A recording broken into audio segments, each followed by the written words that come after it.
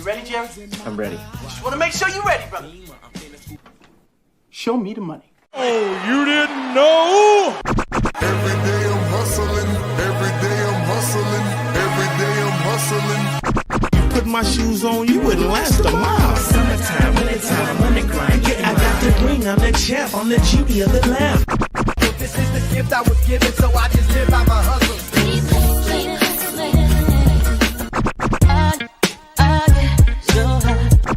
If I can't do it, homie, it can't be done. Yeah, I keep it in my pocket, it don't make sense, but don't make a profit. So I hustle, ladies and homies. Make money, money, money, money. Call out here for a pill. Really tryna get this money for the real. I want to find the things in my life, so I hustle. It ain't over for me. No, it ain't over for me. Here comes the money. Here we go. Money talk.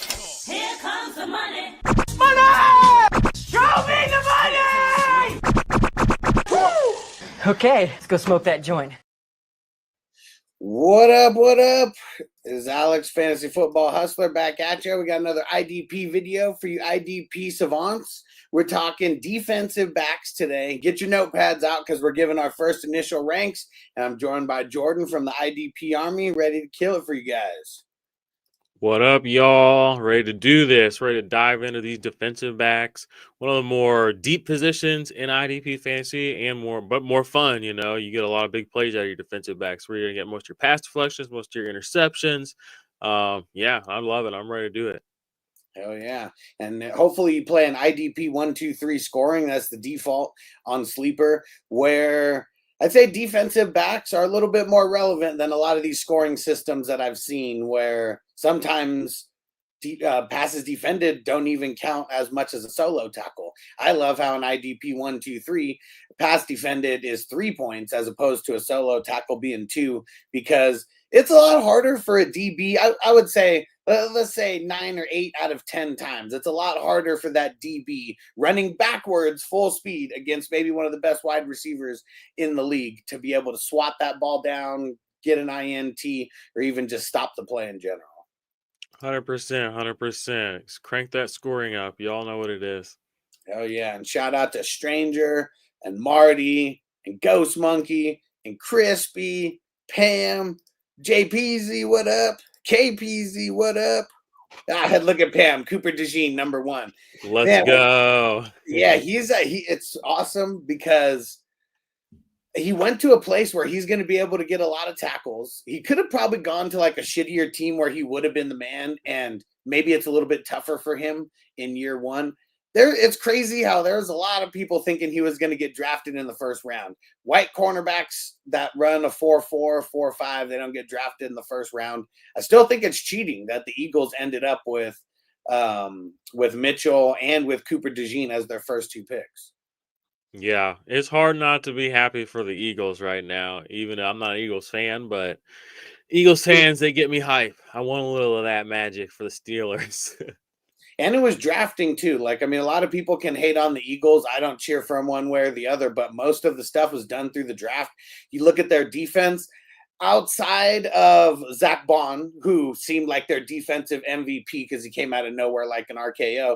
Everybody else was pretty much drafted there or been there forever. One of the two. I mean, I know CJ Garner-Johnson, he left, he came back, you know, whatever. Maybe he's the exception. And then out Barkley, I mean, that obviously took their offense to the next level, but stupid Titans trade with them trading AJ Brown for like a first rounder and a fourth rounder or whatever it was. Like, that was Remember they drafted Treylon Burks. That was like how they were going to replace AJ Brown. I was there. I was at that draft. That was when the draft was here in Vegas, and I had just moved here like a month before. And I remember we were on live stream, and I was like, how fucking stupid are the Titans just for the 17th overall pick and whatever the fourth rounder was, 100 and something? Like, man, stupid, because they didn't want to pay him. I'm glad because it let AJ Brown flourish. That's for sure. Yeah, he's had an incredible career with the Eagles, and he's still got more in the tank. Oh, yeah. Shout out to Jamie. What up, bro? Shout out to Toker1J. PJ, what up? He said, man, it's fucking February, bro. Hell yeah, man. We got to be on it. We're already doing shit. I think we're already knee deep in about 10 dynasty drafts. And yeah, it's fun, man. I'm killing it. Jamie said, just wait till Cooper DeJean's brother comes out, Jax DeJean. Oh, well, he's got a lot of years, though. Like, what's he going into? His junior? This is going to be his junior year, next season. But he's like, what, 6'4", 6'5", like 220. And he's playing like wide receiver and fucking DB. I don't know. Like, if you got that kind of height, just start packing on the muscle and just be a D end. I mean, they're going to get paid more. Unless he ends up being a top-end cornerback, and then he'll probably make more. Dude, those top-end corner. That's why I think it's weird that that Hunter kid wants to play wide receiver and cornerback. So he's not going to get paid twice. No, he's not going to. So I mean, even if he gets a little bit more, he's literally going to be doing two people's jobs. I would just take the cornerback. I think they get paid. They make good money. If you can be a good cornerback, you can make good money. But you got to be a top-end cornerback to get, like, really good money because a lot of cornerbacks just get kind of mid-level money. But it seems like it's easier to get paid more as a receiver. Just ask Christian Kirk. Yeah, I guess that's a good point. But it depends. But you would really the margin for error at receiver isn't quite as thin. You know what I mean? Like you can be a wide receiver too and still make close to what some top end cornerbacks make, probably top 10 cornerback numbers. But if you are a top like Devontae Smith, I don't know what he makes right now, but I imagine he's got to be making good money. Well, he's still on his rookie. Is he? Okay, well then he's about to be making some good money. Yeah, for sure. He was drafted. When was he drafted? 2021. Yeah, 2021. So yeah, he's about to be getting a new contract here. PJ said, "Ask Tony." Hold on. Hey, Darius, Tony, he got me blocked on Twitter, which is such a weird flex. Man, that's fucking hilarious. Yeah, that's so weird. This is I mean, this drop has been used hundreds of times for Tony because he's just funny to talk shit about. What up, TJ? And Toker1J said, "Who you think gets Gianti?" I don't know, but the more that I feel like I feel like he's just going to go higher and higher because it's a pretty weak, like just class overall, especially in the quarterback position.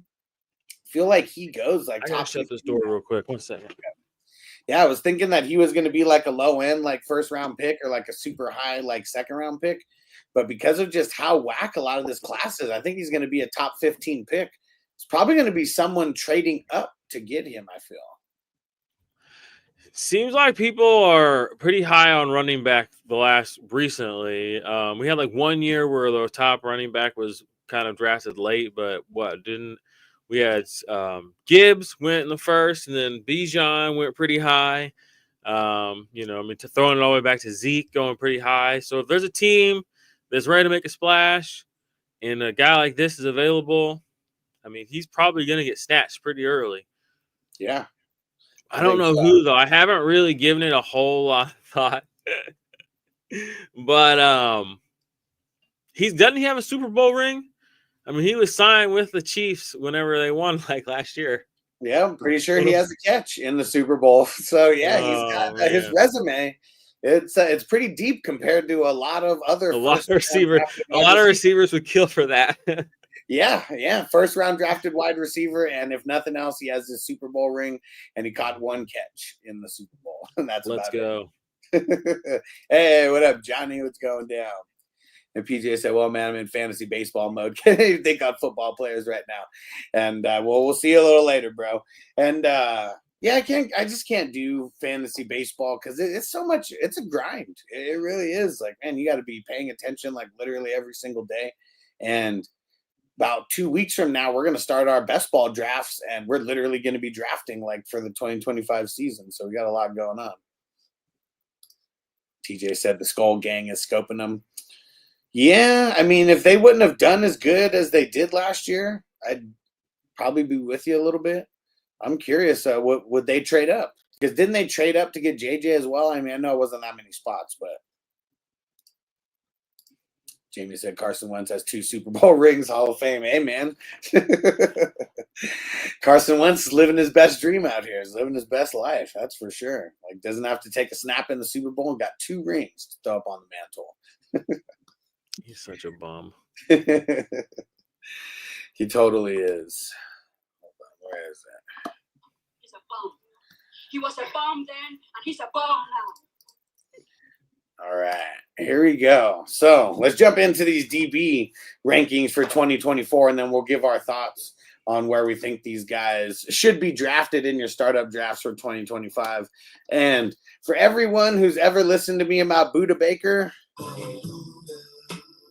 he just lived up to like every bit of hype that we would hope that he'd live up to. Number 1 DB and just an insane amount of tackles, 164 total tackles. He did mix in 2 sacks and a forced fumble and was over 300 total points. Yeah, he had an incredible season, one of the best of his career from a fantasy point of view.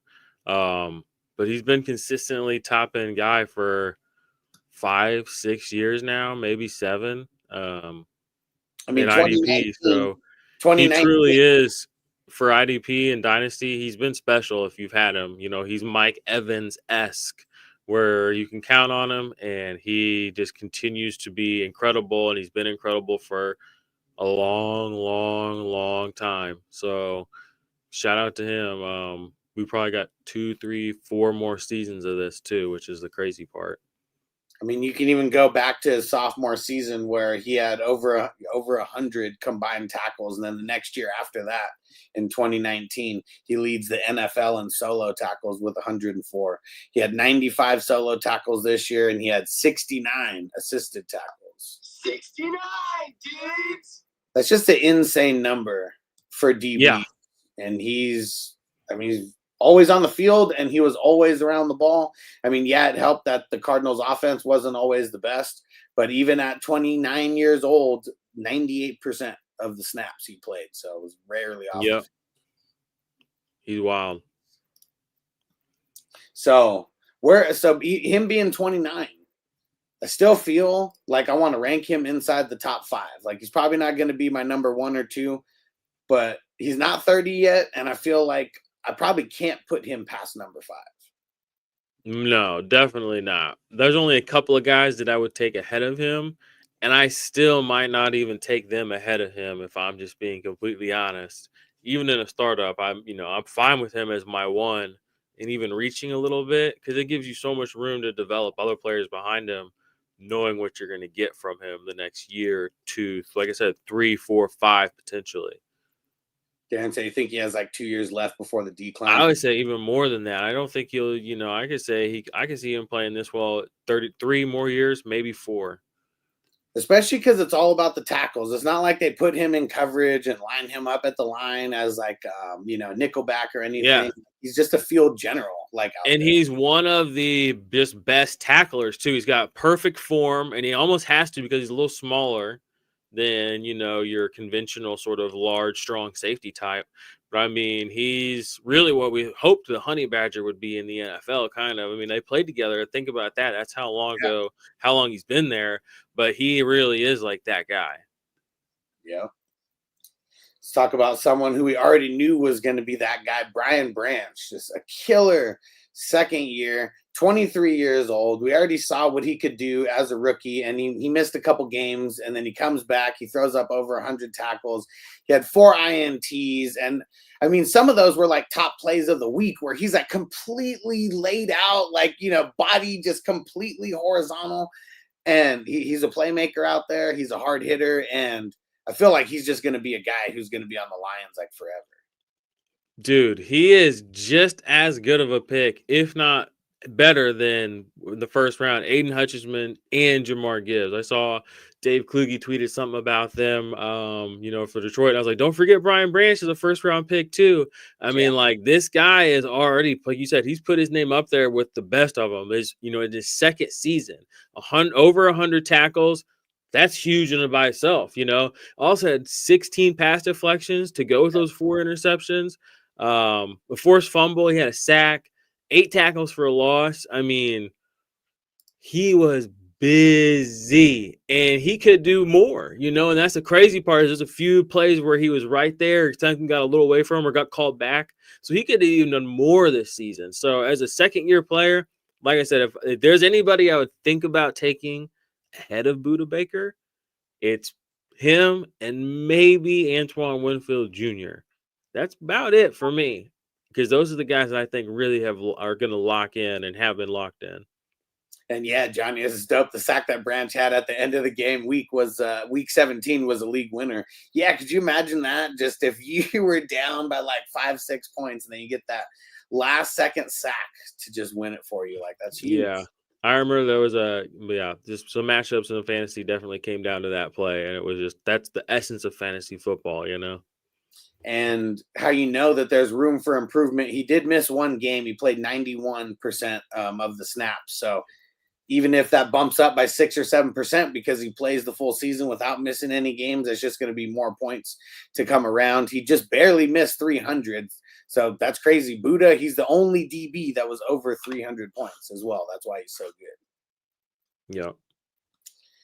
All right. Big things are coming for him in the future. I think we're going to just see more of the same from him. Yeah. I could definitely see an increase in those tackle numbers there. And if he increases in his INT numbers and the pass defended numbers, like that's insane. He increased from 13 to 16 on the passes defended. Let's see if he can go over 20. Because teams have to throw on Detroit. Their offense does good enough to where you got to throw. If he's getting his hand on 16 balls a game, one of these seasons, like you said, he's going to come down with 8 or 9 of those, kind of like Kevin Byard we were talking before the show, and then it's a wrap. You know what I'm saying? It's going to be legendary status locked in for Detroit player. Yep. And how about Nick Cross, who just came in and killed it this year, the number 3 DB? We were talking a little bit before. I'm a little bit nervous about just the Colts in general, just because you never know when things are going to change over there. But he's 23 years old, third-year breakout. I feel like I'm probably going to put him in my top 5 somewhere just because of the 23 age, and he's going to still be on the Colts this year. But after that, we don't know if they're going to keep him, if they're going to let him go. If he has another season like this, I don't know why they wouldn't re-sign him. Yeah, I think that's a good, and a good, well thought out way to think about playing him this year. He did this for this team this last year, 145. They're going to keep him around, and there's a pretty good chance he could repeat that again this next year. And if he does that and he gets 2 seasons with some good numbers like that under his belt, sky's the limit. He could be he could be a guy that we talk about for years and years to come in Dynasty for defensive back, but staying healthy too. That third-year breakout. So, it took him a while to develop, and he's not going to, he knows what it means to get on the field now. He had to work to get there. So sometimes that can mean even more for a player. So I think, even, and that's crazy too, coming into the league as young as he did. Yeah. There's a lot of green grass in front of him. I think he could have a pretty good career. And he only started 2 games in each of his first 2 years. And then he comes in as an everyday starter this year, 87 solo tackles. Like no matter what, like if he's flirting around that, he's going to be a top end DB in fantasy. It's just, and it's the Colts, like you said, there's going to be tackles available. Like we were talking about Zaire Franklin on the linebacker show, like that's not going to go away. The Colts aren't going to fix their problems overnight. So there's going to be a lot of tackles available again next year. So that was for sure. All right. Number 4. Yeah, we were talking about Kevin Byard because he's right here at the top. And I know for me, I think of him as the Kevin Byard on Tennessee. And here's his INT numbers from his sophomore season on: 8, 4, 5, 1, 5, 4. But then he goes over to Philly and then now Chicago. He only had 1 INT each of those last 2 seasons. But last year, 122 combined tackles. And then this year, 130 combined tackles. Yeah, I think those are his 2 best tackle seasons, which, he's getting a little older, 31. He came into the league and played free safety. I think he played more strong safety this year. But I mean, that's to be expected to some degree sometimes with certain players, and that's totally fine. But yeah, I mean, those tackle numbers, are keeping him in the conversation and put him up there this year. Like I said, a career year in tackles. The INTs did go down, but from a fantasy point of view, the tackles are usually, I mean, they're still going to be your bread and butter because you're going to get, you can usually rack up more of those than you would have INTs anyway. So a good year for him. Probably, I mean, I think it is his best fantasy season overall, right? Yeah. Yeah. And that's kind of one of those things circling back up to Buda Baker where, he's only 29. Kevin Byard just had his best season at 31. Who's to say Buda Baker couldn't do the same thing? So these defensive backs, especially these, free safety, strong safety guys that are really, really have it going on up here, the football IQ, the sky's the limit. And honestly, the runway is kind of forever from a fantasy point of view until they pretty much just the brakes just fall off of it. So yeah, good year for him. And we were talking before too. You said he signed a 2-year deal with Chicago, so he's pretty much going to be in the same situation again next season. So maybe we'll get another career year out of him. Yeah, I feel like I'm leaving him somewhere inside my top 10. I mean, if he had a bunch of INTs and it seemed a little fluky, that's one thing. But 130 total tackles and 80 of those were solo tackles. And even if Chicago does take a little bit of step up offensively, I mean, I see him at least having the potential to throw up those kind of numbers again. And if he does that, he should be another top 10 DB for next year. And yeah, maybe he does have a couple more years in the tank. I mean, these last 2 years were his top 2 years tackle wise. Yep. Outside of the Tennessee years, it's like he's being used a lot differently than he was being used in Tennessee, where he was getting all these INTs and kind of flying around the field, but his tackle numbers weren't the best. Yeah, like I said, I think they played him more at free safety and what was that guy's name? He's the coach of the Patriots now. What was that guy's name? I can't think of it. Yeah, he had like a weird defense. Where they, it was just always a little bit odd. So in Chicago, like you said, his numbers as tackles have gone up. So for fantasy, that's good. I mean, that's what you really, really want. The INTs can be fluky. We know we can get 4, maybe 5. So maybe that'll shoot up this next year for Chicago. Who knows? But I guess that would mean the Bears would have to be good enough for a team to have to throw the ball on them, right? It would. Yeah. I don't know if that's going to be the thing. And there's a lot of Caleb truthers out there, but big ask. I don't see it turning around like all crazy just after that first year. I think they got to go. Imagine being Kevin Byard just needing like 1 interception for like a bonus this year, and your team, you're down like 40 points. And so and the defensive backs are clowning you like they're not throwing it. You're not getting your bonus. Like that was just like, that's like a super specific meme of like a nightmare situation. Like just literally be like, they're never going to throw the football. So I'm never going to get this interception because I'm on the Bears. Dude, look at this. Johnny said Cross and Byard were my starting DBs for a team that went undefeated. Byard was a 40th round startup pick. See, exactly. Like, didn't even matter how good he did the year before that. I mean, 220. That's not horrible. He was probably like a DB2, maybe like somewhere around the 25s or something. And then, comes over to Chicago and is the DB4, and you picked him in the 40th round somewhere. Yeah. Well, because he wasn't flashy. It's not a flashy name, really. He was cool. He was never bad, but he never really had a season like this. No. So, and he's 30. So who's going to draft a 30-year-old?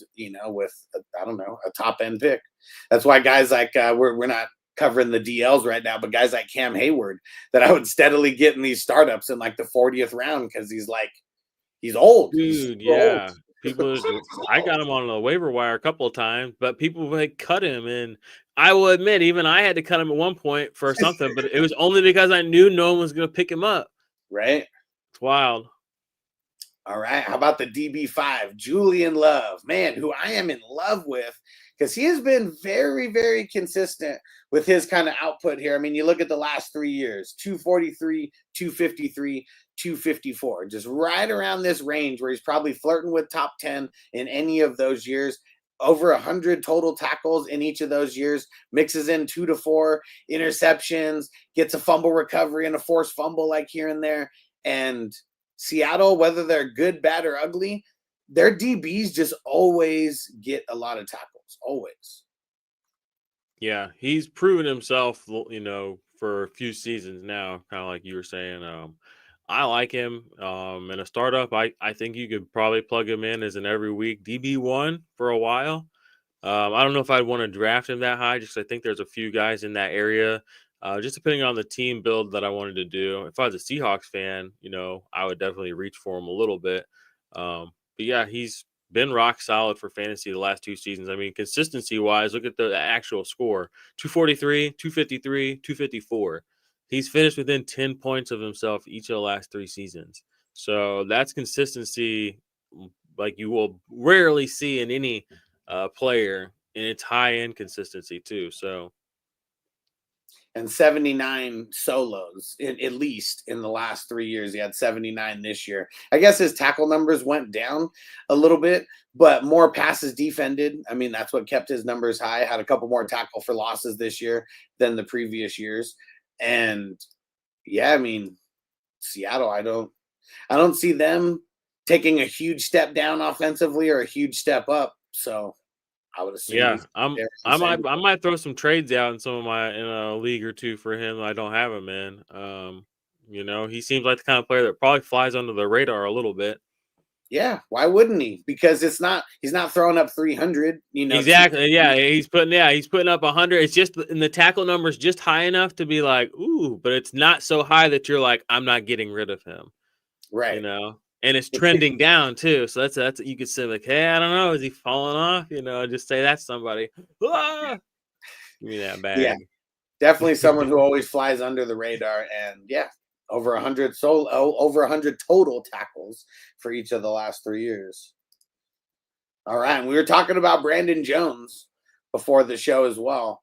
Someone who not necessarily came out of nowhere, because if you follow this show, I mean, we've always talked about the Dolphins, and he was filling in a lot over there, but everyday starter for the Broncos, and he signed that 3-year contract, so he's there for at least 2 more years. 253 total points and 115 total tackles, and mixed in 3 INTs as well. Yeah, a great season for him, a great start to his career with the Broncos. Broncos surging a little bit offensively and defensively. I think he's part of that. And like you said, a 3-year contract. They needed somebody to replace Simmons. He's out there with Surtain, and he can hold his own. So, 3 interceptions. I don't know what his pass deflection numbers were 10 off the top of my head, but for IDP, he's another guy that if you don't have him, if you can get him in a trade, don't overpay for any of these guys, but these are the kind of guys that you could every week starters for a couple of seasons potentially. And Brandon, like you said, Brandon Jones, never been somebody that we've really bought in, but there's never been much to buy into. But we've seen him, like you said, flash for the Dolphins for a few seasons now. He doesn't fly under my radar. He had 10 passes defended, so that's more than double of any of his previous years. He did only start 6 games last year. That was when Holland or whoever was out, and he had to fill in. But yeah, if he's playing every single game, I mean, he missed 2 games this year. He only started 15 games. He played 16 games total. I can't remember when he got hurt, or if it was in the beginning where he didn't play. I can't even remember. But yeah, I feel like he's someone who's going to fly under the radar. I'll throw him in my top 10 for sure. I mean, the 26 years old, and he has 2 more years with the Broncos, at least. Yeah. Lock him in for another 250 points. Let's see. So he was number 6. All right, Kyle Hamilton finishing as number 7. Also a guy kind of like Roquan Smith. He's like a victim of circumstance, with how good their offense is, at controlling the time of possession. 258 points last year. He missed 2 games last year. He dropped down a couple points this year, played pretty much all the games. I mean, I know he got hurt in one of those games and missed a big portion, but this was the first year that he cracked over 100 total tackles. And if he does that consistently, he's going to be a top 10, top 5 guy just year after year. Yeah, he really is blossoming into a good player for the Ravens. I don't like the Ravens, but he's probably one of my favorite players on the Ravens, if not my favorite player on the Ravens. Yeah, I mean, an incredible season. I love watching him make hits. I love watching any safety make hits, but I love watching him make the hits. And like you said, there's meat on the bone, too. He went down a little bit in score this year. 4 interceptions last year, just 1 this year, but showing that he can do that as well. I don't have his pass deflection numbers right in front of me, but 100 tackles, Ooh, I like that. It took him 3 years to get there, but that's trending up, you know. So if you're somebody that's had him for a few seasons, you're really he's starting to pay dividends for sure. And sometimes in dynasty, that's okay. You know, players don't have to come out and light the world on fire year one or year two, you know, like Jaden Daniels did this last year. Sometimes it takes 2 or 3 years for him to do it. But if you hold on, you know, and you just kind of wait for them to mature, they can become extremely high end dynasty assets. And here he is, 23 years old. Oh, I've been holding this bag for 3 years, but it's only a 23-year-old bag. So you still have plenty of green grass in front of you. And yeah, I mean, like I said, like you said, I love him. Victim of circumstance. Yeah, he's on the Ravens. So he gets overshadowed a little bit by that offense, but great player. And I feel like I'd rather him score 252 and have 107 total tackles versus 258 and only 81 combined tackles, because the interceptions, you know, I mean, it's just always going to be a little bit fluky, especially with the team like the Ravens. Like, it seemed like offenses were throwing away from him like a lot of the time. And yeah, it's going to be hopefully that number of tackles increases. He only played 92% of the snaps because of the time that he missed due to injury, even though he played 17 games. I think there was like 2 games where he left the game early, and, you know, that could have been a couple extra tackles. Mm-hmm. All right. So, yeah, definitely someone who's I'd put in my top 10. He's probably going to get drafted earlier than I want to draft him, but I bet he goes top 5 in pretty much every, you know, top 5 DB in all of these drafts. Yeah. Hey, shout out to Derek. What up, bro? What up? All right. Jesse Bates takes a little bit of a step back from last year. Last year he's the DB1 with 312 points. This year he's the DB8, 250 points. Over 100 total tackles, though, 102. He still mixed in his 4 INTs, but I feel like they got Simmons over there now. They made a couple improvements. Caden Ellis, you know, improved as well. I just feel like Jesse Bates, like we're really far removed from him being drafted as the number 1 DB like everywhere last year. He's still in my top 10 because he's 28, but I don't think we're going to see him replicate that 300-point season again. Yeah, and I think people are just a little tired of him, just worn out in fantasy. He's always been good, but never really been that absolute world beater. He's also, you know, kind of we've been on Atlanta the last 2 seasons. They haven't been great, so it's not like it's bearable to watch. And for fantasy football purposes, I mean, again, like, he'd be a great DB2, but I don't think anybody wants to this year, you know, or maybe even going forward for, you know, the foreseeable future, want to draft him like in the DB1 range. You know what I mean? There's just sexier names out there that didn't do as good and haven't done as good that you just kind of want to take a shot on because, I mean, it's Jesse Bates, you know? And again, that's not a knock on him per se. I just think that's how the market feels about him at this point. He's going to be the next Kevin Byard, you know? Right. You'll just pick him up on waiver. You'll just draft him in the 40th round. Yeah. His INT numbers have been higher than they've ever been, especially when he was on Cincinnati, just getting like 1 or 2, and he was pretty much living like off his tackles. But yeah, getting over 100 plus tackles, and then still mixing in, you know, 4 or 6. But yeah, I don't know. I'm kind of out on him too. I mean, I feel like you got to put him top 10 because of like. Yeah, the consistency factor. You know what you're going to get. You know what I mean? I think that's it. I think last season, number 1 was the best we're ever going to get out of him. We've known he's been good for a while. But I don't know. He's not somebody I see people, you know, rushing in their draft to go click the draft button on. Right. Now, how about Alontae Taylor? I mean, he killed it for most. This dude wrecked my world. What did he score week 1? What did he score week 1? Week 1, he scored 41 points. Killed it. I want to say, I want to cuss this guy out so bad. I'll never forget. My buddy picked him up the Sunday morning of week 1. He's my best friend in the whole world. So we're playing each other week 1, of course. And, you know, I'm looking at the waiver wires. Oh, he picks up, who's this guy? Alontae Taylor. He's playing against me. Yeah, no big deal. I'll be fine. Boom. Boom. Just gave it right to me. Oh, I was like, God damn you. I would have won if you wouldn't have played him. But I'll never forget. Week 1.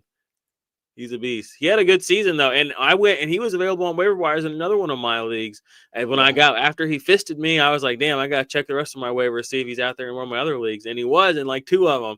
So I was like, after that, I was in. But yeah. I mean, the tackle numbers. I mean, we want better numbers out of him, but 89 total, and that's like his career high. I mean, he's never. I mean, maybe he's been on the radar a little bit before for like dynasty, but never like anything to where we're taking him seriously as like a starter. And for the most part, I mean, if you went and picked him up after the 41 point, game, like you could have started him and he's just putting up double digits, like damn near every single week. Fell off a little bit in the second half of the season, but I feel like maybe it was only 4 games or 5 games where he did not put up double digit tackles. So that's great for yeah, he was an every week starter. Even whenever he didn't perform, you didn't want to take him out of your lineup because you knew he was going to come back and just, he took care of it. Those 4 sacks didn't hurt anything either. I think that can't be overstated. Again, especially because he was kind of he came out of left field for me anyway. Yeah, that's for sure. Great season for him. 26 years old. I don't know how the Saints are built right now. They seem like they've been a mess for a minute, but their DBs are solid though. I know they had a couple injuries as well, but yeah, they're DBs. That's one position I'm not really. That's one position I'm excited to draft from them. Nice.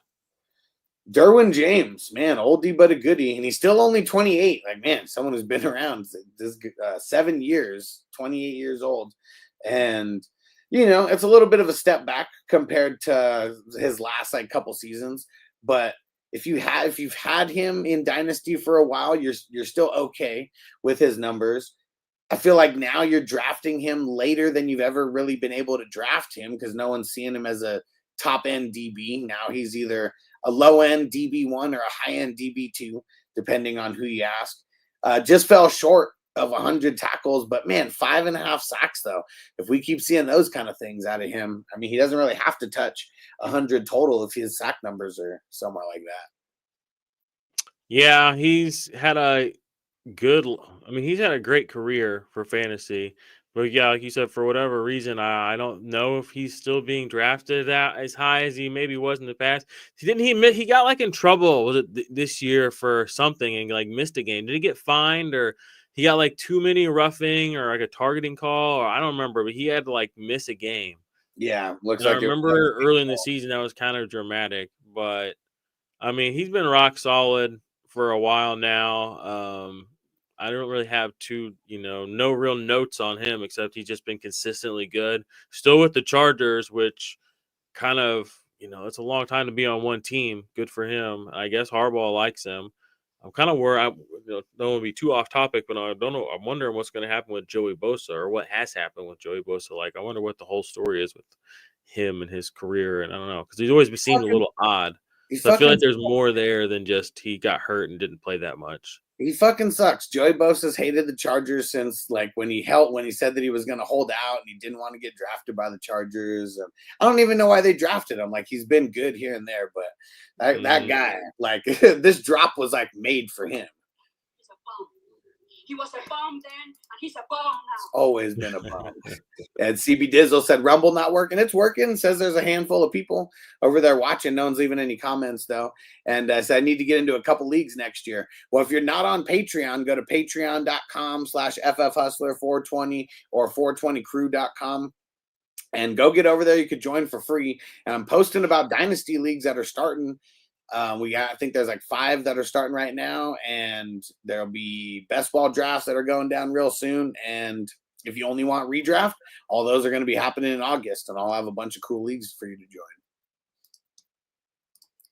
What Pam say? It's fun. Just speaks on the level of talent in the league now. Yeah. Oh yeah. And Johnny said, how about his teammate Paulson Adebo? Yeah. I mean, she's fucking killing it, and then gets hurt, and then. Yeah, like that's just one of the things that sucks when these guys are killing it and then they get hurt. I was just looking at Taylor too. Even though he only had 89 tackles, he hit 16 passes defended, which put him in the top 10. He was, and that's, I mean, the top guy had 19, second guy had 18, third had 17, and fourth at 17. But then there's a handful of guys. So he really tied for like fourth place at passes defended. So, I mean, Alontae Taylor, I mean, like he really made a difference on top of just the tackles, which was a pretty high number to get 16 pass deflections too. Nobody above him had as many tackles as he did. And Brian Branch right below him, or he also had 16. So that's kind of put him in. That kind of gives you an idea of kind of how his stats measured up this year, similar to Brian Branch. Yeah, so doing a lot for for a safety. Oh yeah, and let's see. How about we get to number 10 here? Kirby Joseph, also a Lion, killing it as well. I guess it's going to be kind of cool that like people are going to forget about Kirby Joseph because of Brian Branch. So you'll be able to, snatch him up like way later. I'm not saying they're going to have like similar outcomes, but Joseph put up 239 points, 82 total tackles. He had the 9 INTs. And so that's something that's probably not going to be duplicatable. But as much as teams have to throw on the Lions, I bet he has a shot to get 9 again or somewhere in that range. What up, Song? Yeah, Joseph with the 9 interceptions led the league. Only Xavier McKinney had more than him. So that probably, like you said, won't be duplicatable. But steady putting up tackles for 3 seasons, 74, 80, 82.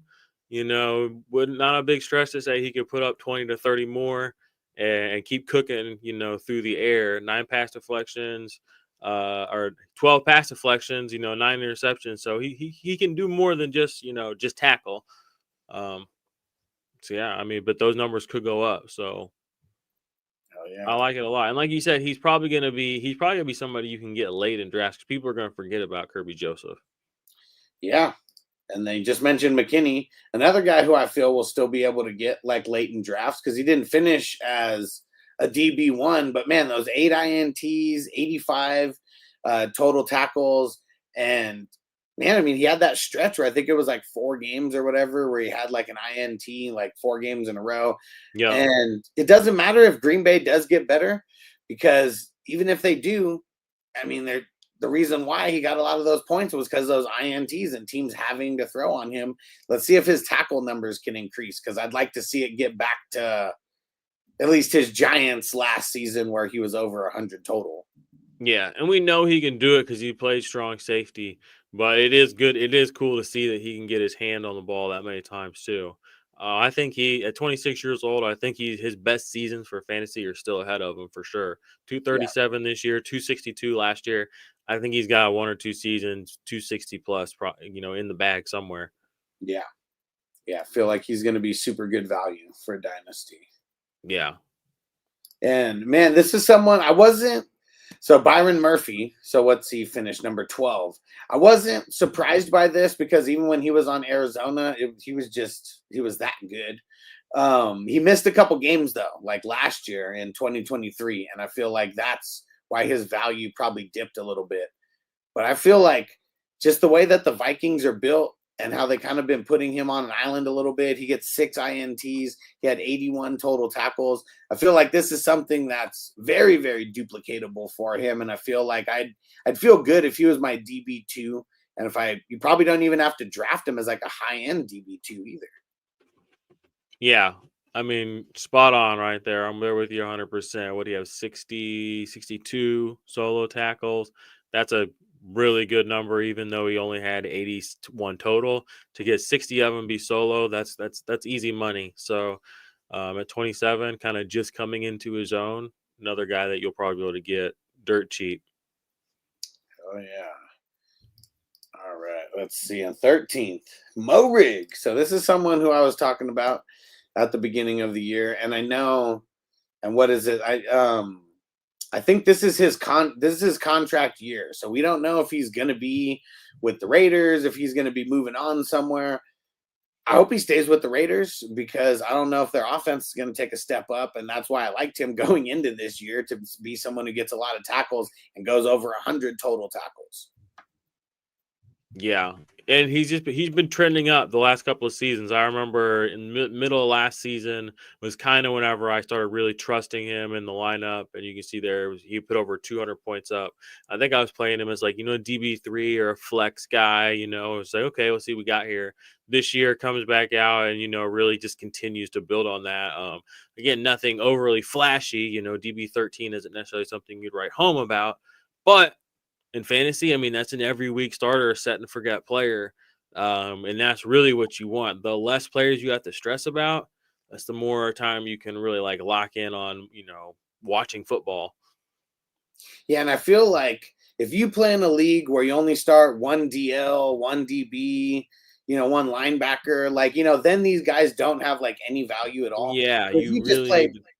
But if you played 2 DL, 2 linebackers, and 2 DBs, even if you didn't have any flex, guys like Morig are still very valuable. Like anyone who finishes inside the top 24 is still going to be super valuable to your league when everyone has to start at least 2 per position.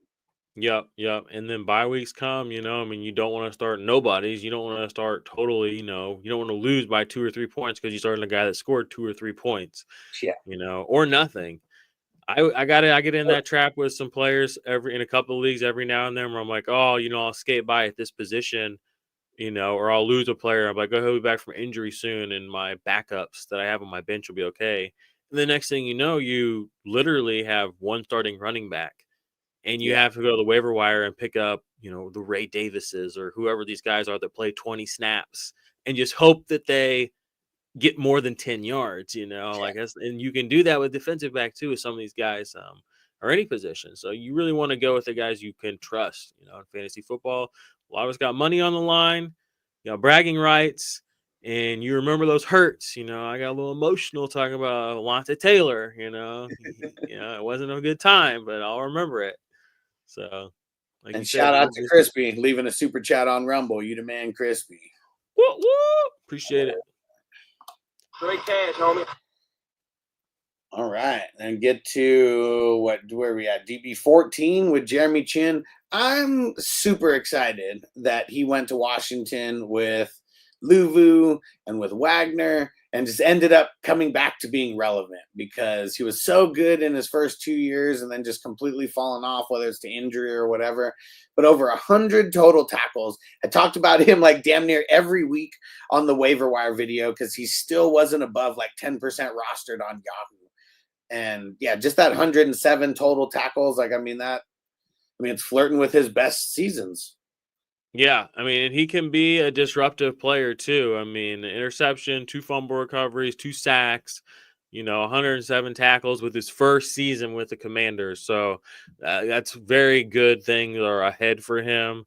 Definitely somebody that should not have been necessarily given up on. And sometimes in fantasy, we give up on players a little too soon. You got to account for the team and such. Carolina, commonly known as fumbling the bag, so. And it was 2 years, to be fair. It was 2 years of him like sucking for fantasy football, but but the games he did play quite a fewer games though too. He didn't play full season, so he was injured at some point or other during that. And again, it's Carolina. They were, they're trash. It's hard. Probably doesn't feel very good to play hard for a trash organization. No, especially when you get hurt. You're making business decisions. Especially when you get hurt and you go back out there and you're like, you know what? What week is it? 12? How many games we won? 2? I think I might pull my punches just a little bit. Just a little bit. Speaking of that, just got over this back thing. Yeah. Speaking of that trash Carolina though, man, Xavier Woods. He was someone who, if you're just picking up and you play more than one DB, like you loved picking him up. 119 total tackles. Let me see how many single-digit games he even put up. 1, 2, 3, 4, 5. And you probably weren't playing him in the first 3 weeks, and 2 of his single-digit games were in the first 2 out of the first 3 games. Yep. Outside of that, just so consistent. And even down the stretch, week 12 and 13, over 20 points. Week 17, 18 points. So if you made it to your championship and he was there, he helped you with those 18 points. Yeah, it looks like he was averaging like 6-7 tackles a game, basically. So, he was staying consistent on the field. That's what you want for a DB2, DB3. You want a guy that's just going to keep floating right here, and when he's so when he can spike a couple of games down, like you said, only a handful of games below 10, but I saw a couple of games well over 20. So that's where the money's at. Yep, and let me see. And you get there by hanging out in those high teens. Yeah, and let's see what his contract is looking like. He's going to be there again. He signed a 3-year deal in 2022. So still Carolina though. So or wait, is he going to be there one more year? That might have been his last year with. Let's see. 1, 2. Yeah, he's a free agent. Yeah, he's a free agent this year. So no guarantee where he's going to be. But yeah, we'll find out. Some of these guys. I don't know if he's going to be one of the guys who is. I don't know if he's going to be one of the guys who is like picked up, in the first wave of free agents. But yeah, I bet he'll be picked up somewhere in March, though. Fair. All right, is that the top 15? Yeah, top 15. We'll just give a little shout out to the other guys in the top 20. Deshaun Elliott for the Steelers. That was real nice. Him being pretty consistent. Marlon Humphrey. I know he stepped up at times. Kasan Nixon, I mean, he was someone who, if you play with more than 2 DBs, I mean, you liked getting him in the mix. Jalen Jones, yeah, another promising DB over there for the Colts, and then Quentin Lake, another guy who just put up pretty solid numbers for the most part, and that would round out the top 20 DBs. Nice. Yeah, and like the names were really up there near the top, the big names with your your Derwin Jameses and your Buda Bakers. But there were some other guys sneaking up there too that were kind of not necessarily surprising, but they kind of got what was coming to them. We've known they've been good. It's good to see them have closer to a great kind of season. Someone who wasn't on that list, but only because he missed a few games with injury, was Antoine Winfield Jr. Yeah.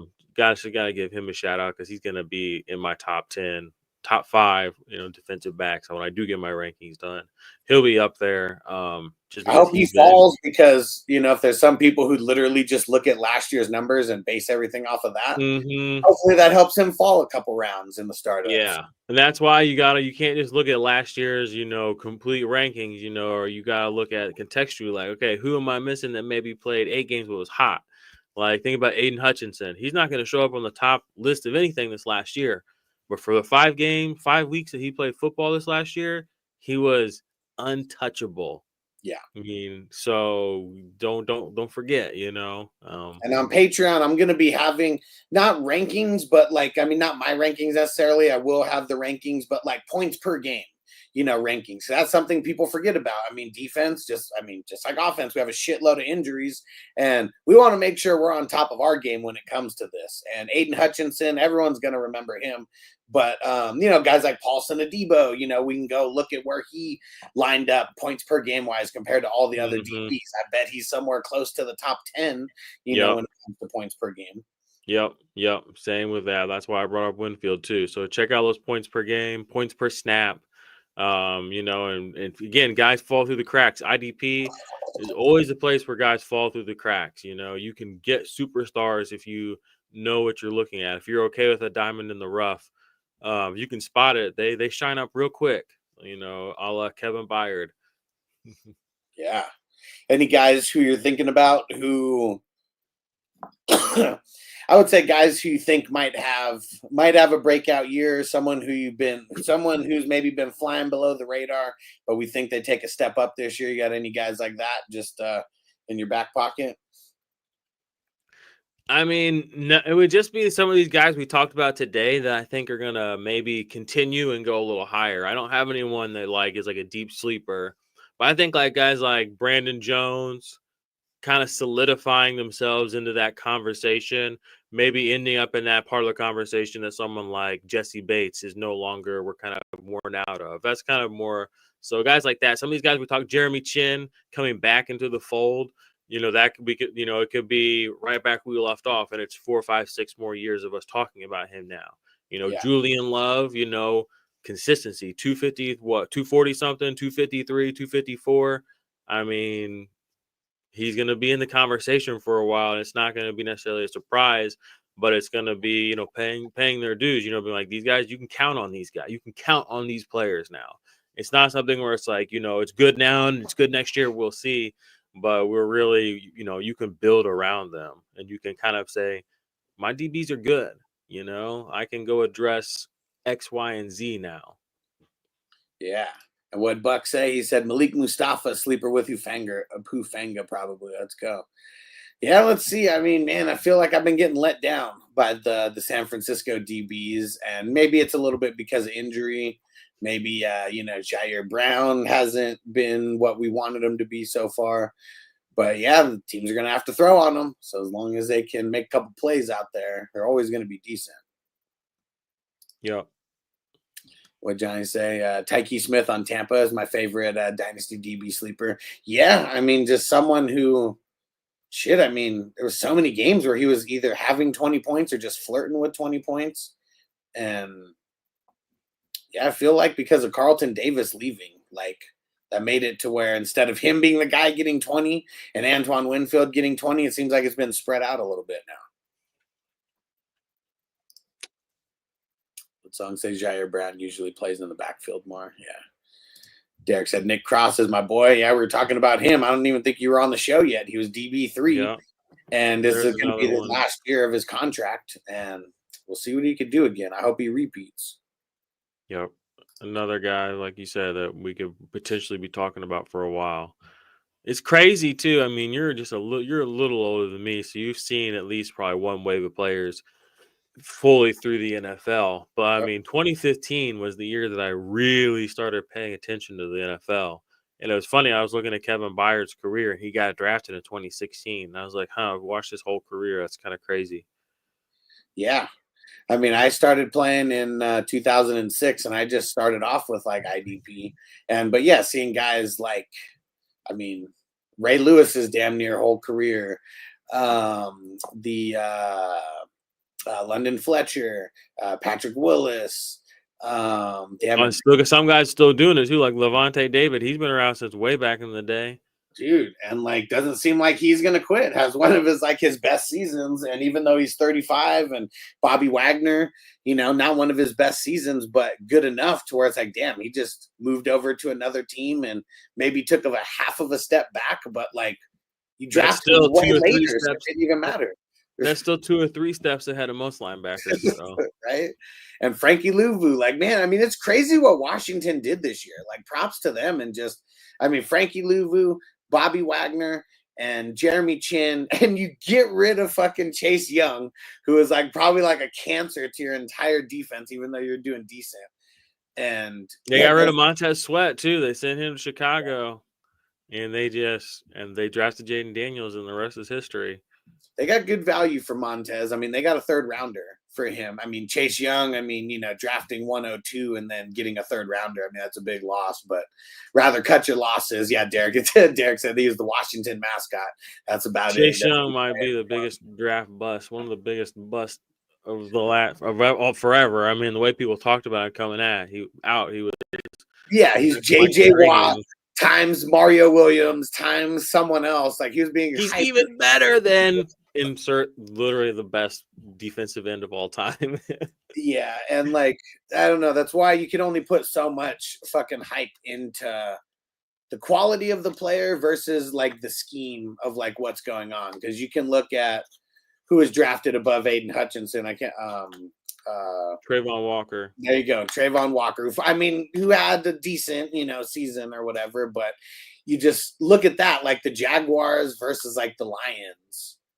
And like, I don't even know if anybody thought that Trayvon Walker was going to be better than Aiden Hutchinson, other than the Jaguars. Other than Jaguars, yeah. Whoever was the one who said we got it. I still don't know if they were right. I mean, Trayvon Walker hasn't been a bust. He hasn't been a Chase Young level bust. So you got that going for you at least. Yeah, but Aiden Hutchinson's been much better. Yeah, I mean, I guess because of the injury. I mean, I guess you could say. I mean, because Trayvon did play the whole year or whatever. Yeah.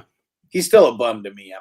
I've never been in on him. I thought it was stupid. He's a bum. I think he had a few sacks this year. He had decent sack numbers this year, but he's still Trayvon Walker. He's not no Aiden Hutchinson. He ain't no white chocolate. Nope. Derek said he got great camera shots though on the sideline yelling. Yeah, when he was cheering his team on. Yeah. Chase Young, he sucks, man. He really does. We'll see if he with a change of scenery and stuff, if he'll do better, but I don't buy it. I don't know how he's still. Some of these people, he's like one of these people. It's like, how are they still in the NFL? Like what? At a certain point, it's just like, how do you still have how do you function as a football player when you can't execute your primary function successfully? I guess what I feel like, if you're just this talented, it's probably the bad coaching. Like I feel like that would be like the go-to argument for like all of it. Because look at Baker Mayfield. Or are you just not that talented? I mean, like maybe there is like a middle ground where you're literally better than everyone in college, and you're still not good enough to be in the NFL. I mean, it's tough to be a defensive end. I mean, especially if you're going up against some of these the left tackles that have been in the league for like 10 plus years. And like, if you don't have any like evolution of like your moves and your techniques, like, yeah, who knows, man? This shit's tough. All right. Well, before we get out of here, why don't you remind everybody where to follow you at? Yes, sir. You can follow me on Twitter at the IDP Army, or my personal Twitter at 50 Shades of Drunk. The YouTube channel is at All Fantasy Football. Don't post a lot on there, but like I said, starting the content engine up soon, and just going to be steady posting, maybe a couple of videos a month is kind of the goal. And yeah, just follow me on Twitter, usually the best spot to get me. And I'm going to be here with my man Alex once a week doing an IDP show, streaming, answering questions, and just until we don't. We'll see how, in a month, a year, 2 years, however long y'all need us to do this, we'll be dropping IDP nuggets, going through rankings, going through stats, having debates on players, looking at drafts, all that good stuff. Yeah. I know my son. Yeah. As long as my kids' actual sports schedule doesn't get too hectic. Both my kids are about to be playing soccer. I just heard my family just got back from all that. So yeah, once a week, as long as we can get it rolling. Oh, yeah. And then I should be doing a live stream over the weekend for the Combine. We'll just go through, we'll pretty much break down everything that's important with the rookies. And then, yeah, we got free agency coming up really soon here. So the live streams will be picking up. Once we start the best ball drafts, we'll be getting live streams going more often as well for all the drafts. But a lot of good things coming down the pipeline. So if you're not on Patreon, make sure you get there. That's like the number one place where all the information is going to be coming first, whether it's new leagues starting, whether it's best ball drafts, whether it's the shows, pretty much everything. So make sure you're over there, 420crew.com. And we'll see you next time. Peace out. Defense on me. I don't want them to gain another yard. You blitz all night. If they cross the line of scrimmage, I'm going to take every last one of you out. You make sure they remember forever the night they played the Titans. Here comes the